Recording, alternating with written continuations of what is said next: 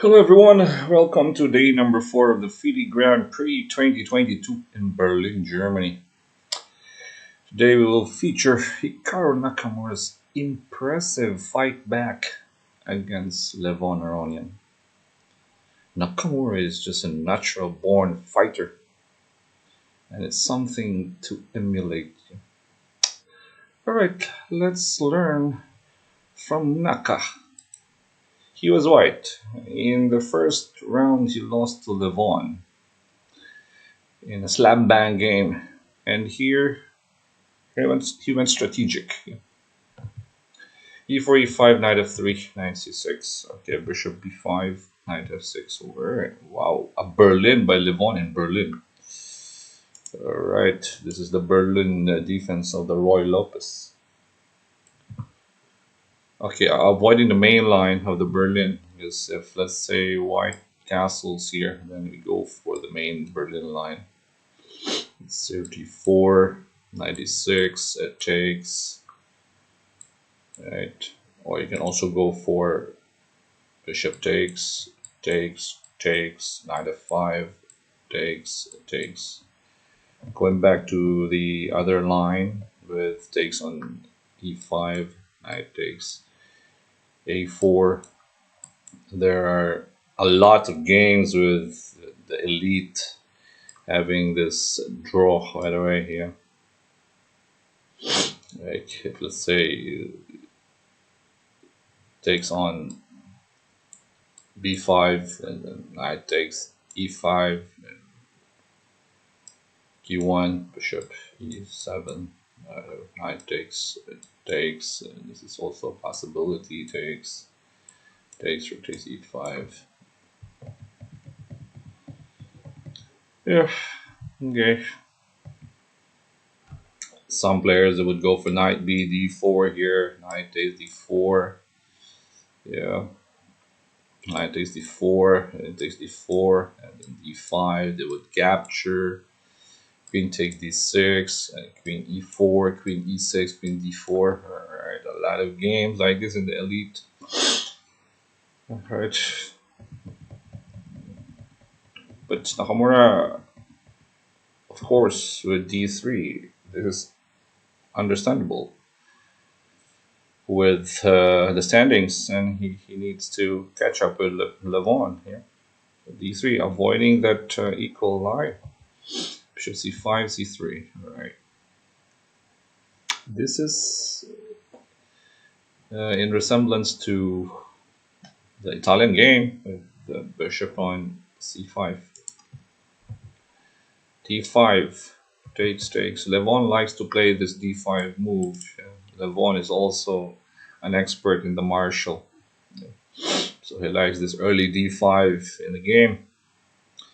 Bishop c4, important move, because if you castle here with the queen on d5, there's bishop f2. You gotta be careful. Takes f2, and the queen takes on b5.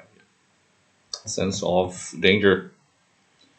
So bishop c4 first, queen into d6, knight b d2, castles b4, bishop b6, and then castle. Bishop f5, right. Target d3, queen c2, rook a8, a4. Nice move by Naka, because if black captures on d3, for example, takes on d3, rook takes d3, that bishop is trapped on b6.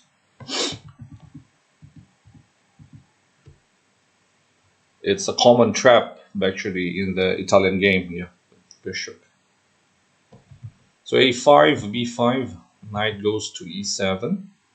Without the knight on c6, white has this counter attack on e5.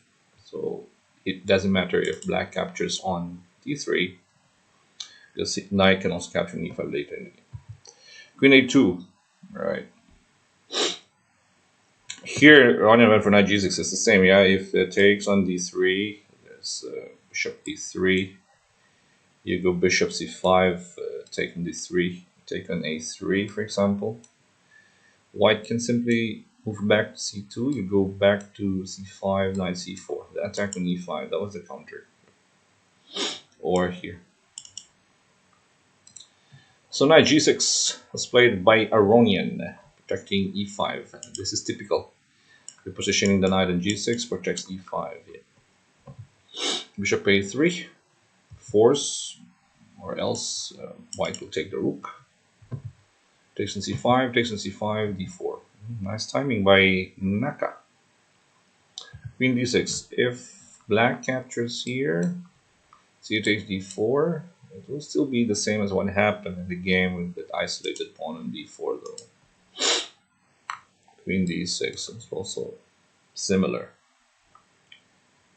So queen d6 first for black, rook e1, forcing the exchange from d4. He takes, because if black pushes, there's knight g5, yeah, pressure on f7. If you play queen e7 to protect f7, then knight takes e4. Knight takes e4, knight takes e4, takes on e4, there's f3. And white should be winning. Right, so this is force. E takes d4 is force. E takes d4. Isolated pawn for white. But the two knights are protecting each other. The knight protects f3. The f3 knight protects d4. Knight into d5, maybe not the most accurate move. In the game by Grischuk against Caruana, Grischuk played knight f4 first. Rook ac1, knight d5. I believe this was a better version of the game. Because if, let's say, takes on d5, knight takes, and if you go knight c4, black can get inside queen b4, no knight takes a5. Yeah. The bishop on f5, also no rook b1. Compared it to what happened in the game, because take a look at what happened in the game with knight d5 takes, that's nice, takes. With the exchange of the queen, now knight c4. Attacking a5. If you go b6 this time, this knight e3. Oops, hitting both. Right? So it forces bishop g4, but Naka's knight takes e5. This is a dangerous outside pass pawn right here. Threatening knight b7. Knight c6. Yes. Active knight on c6. e7 is a threat. Takes on f3, takes on f3. h6, rook ac1, backward pawn on c7, target. King into h7, rook c4, nice move. Rook g5 check, king f1. Rook into h5, knight e7, correct. Rook e4, good move. Not allowing any knight f4 threats, and then rook h1, right? Taking care of the fourth rank. Rook h1, king g2, yes, rook a1, knight g6, okay, Nakamura slips here. Knight f5 was better, because the f7 pawn is going to be your target. It's hard for black to make any progress here, and hard to defend also. Because if you play rook c8 to protect that pawn, d5, d5, d6, there's a pin. So you cannot protect c7. And if you go, for example, let's just say h5, rook takes c7, rook takes a4, rook to b7. Yes. The knight protects the important d4 square, rook protects f4. Now this is going to be a pass pawn. Yeah? Okay, Nakamura might have thought of attacking the 7th rank with the 2 rooks, but black actually missed the only saving move in the game. Here, rook takes a4 is losing. Because after d5, it's a pass pawn, right? And then indeed, rook to e7. Now take a look at the only saving move here for black. Rook f5. It stops d5. And not only it stops d5, here's what happens. If rook e7, there's rook g5 check. So the king has nowhere to go. So rook is here in the first. You go king h2, rook a2. Yep. You take on g7, king h8. Let's say you protect f3. Rook takes f2.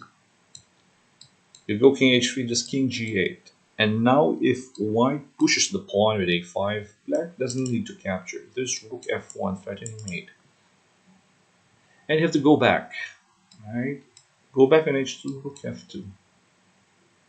It's going to be repetition. Aronian missed this move and he played passively with, okay, the pressure probably on g7 was too much for him, yeah. So he missed this active rook f5. Okay, this is very passive. Now rook e7. The pawn is decisive. Yeah. This passed pawn takes rook h7, d7. Okay, this pawn will just be used as a decoy. Let's see what happens after rook e5, f4. Good move. King h4. The point of f4, if king takes on f4, rook c8. Yes. Now, why not rook c8 here? Okay, why not rook c8? Because this rook takes d7, right? Both rooks are hanging. So what's the difference when you play f4 first and takes on f4, rook c8? What if rook takes d7? The thing here is that there's rook c4 check, right? And free rook. That was the main trick. Nakamura is a tricky guy, not just a fighter, but also tactically gifted. Yeah.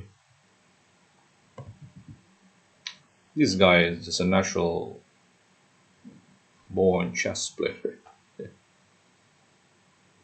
Okay, so Levon had to play king h4. All right, stopping. It's a check on the fourth, hiding. King is hiding the checks. Nakamura has rook g7, although f5 was also a possibility here, right? Opening the line again. Once again, look at this. Takes. You got rook c8 once again because after take, rook c4, right? Checky. Capture on d7. But here Nakamura played rook g7. And if, let's say you go back to g5, f6, nice move. It's the same thing over and over again. Yeah, let's say the king takes rook c8. This is simpler. Rook takes the checky on c6. We cannot stop the rain from falling. That's it. f6. Oh, how to deal with this? Yeah, if you go rook to d8, it's f7. Power of the pass pawn. If the king goes to f6, for example, rook c8, this pawn promotes. That's it. That's it. Yeah. Yeah. Let's take a look at takes. This. The pawn promotes, right? And here takes. There's a check. And the check saves it. With that check, white wins the piece. Right. Nakamura went for rook g7. Okay, still winning. He's still winning. Rook a4, rook c8, rook ad4, rook takes g6. Okay, simpler way. Takes rook c1, threatening mate on h1. Rook d1. Okay, simplify. Takes and takes. Technique by Naka. Rook to b8. Yes. King takes f4, b6. Hard to find a way to. Okay, let's say you want to hide. Yes. b7, you gotta hide here.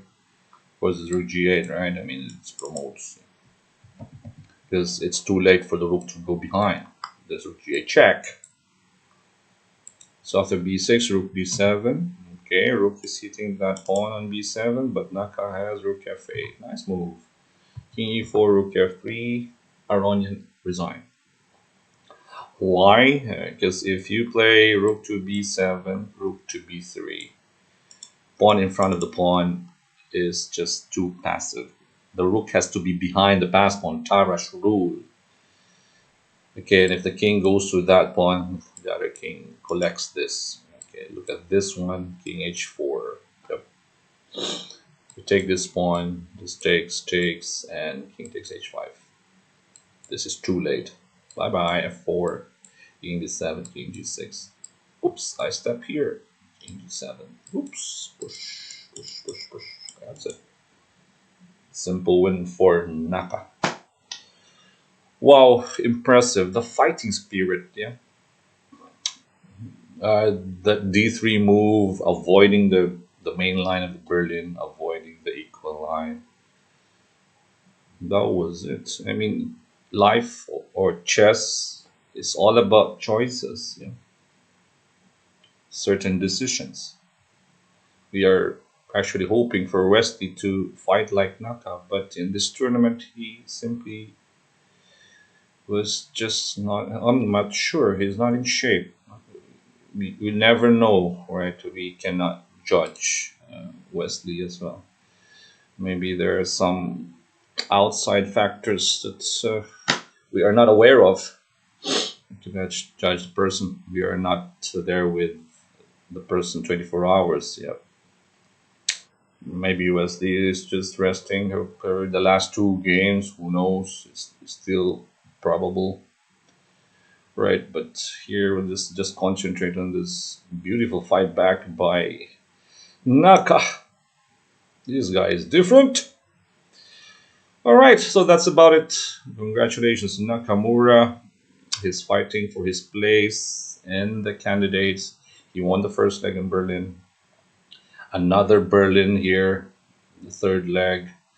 Okay, Gregory Operin is leading their group, but there's still two more games left. He's also going to play Operin and Isapenko.